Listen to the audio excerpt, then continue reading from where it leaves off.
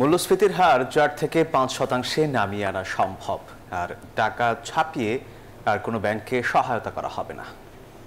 ব্যাংকার SME নারী উদ্যোক্তা সমাবেশে কথা বলেন বাংলাদেশ ব্যাংকের গভর্নর। মুদ্রাস্ফীতি পরিস্থিতি উন্নতির দিকে বলেও জানিয়েছেন তিনি। নারী উদ্যোক্তাদের অংশগ্রহণ, এসএমই খাতের উন্নয়ন, এই স্লোগানকে সামনে রেখে রাজধানীর বাংলা একাডেমি প্রাঙ্গণে শুরু হয়েছে 4 দিনব্যাপী ব্যাংকার এসএমই নারী উদ্যোক্তা মেলা।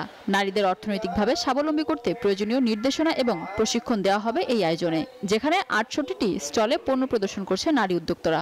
আমার প্রতিষ্ঠানে এখন 50-60 জন নারী কর্মী কাজ করে।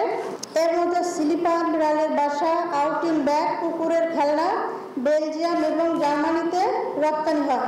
গ্রিন ইকোনমিক্যাল প্রোডাক্টসগুলো আনা হয়েছে ধামরাই জোন এবং ঢাকা জোন থেকে। প্রত্যন্ত গ্রাম এলাকার যে আপারা আছেন তারা তাদের প্রোডাক্টগুলো আমাদের মাধ্যমেই প্রমোশনগুলো করানো হচ্ছে।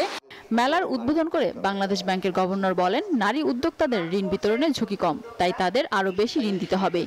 বান্ডেল থাকলে প্রতি সেনমানিতে টাকা বাঁচবে। বিকাশ সেনমানি বান্ডেল কিনে জিতুন প্রতি লেনদেনে। সেই সাথে প্রত্যন্ত অঞ্চলে মানুষদের আর্থিক খাত সম্পর্কে সচেতন করতে হবে ব্যাংকগুলোকে। নারী উদ্যোক্তাদের লোন লস কম, ইনফ্লেশনকে যদি আমি 5 বা তার নিচে নামিয়ে আনতে পারি, আমি অবশ্যই আমি 7-8% ইন্টারেস্টে এমনি দিতে পারবো।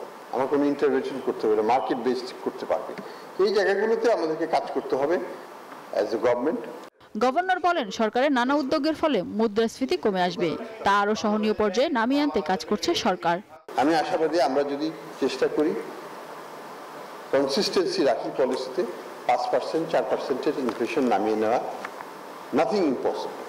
সেই লক্ষ্যে যদি আমরা কাজ করি, ইন্টারেস্ট রেট স্ট্রাকচারকে আমরা কোলাপস করে দিতে পারবো, এবং সেটাই হবে সবার জন্য গ্রহণযোগ্য সলিউশন।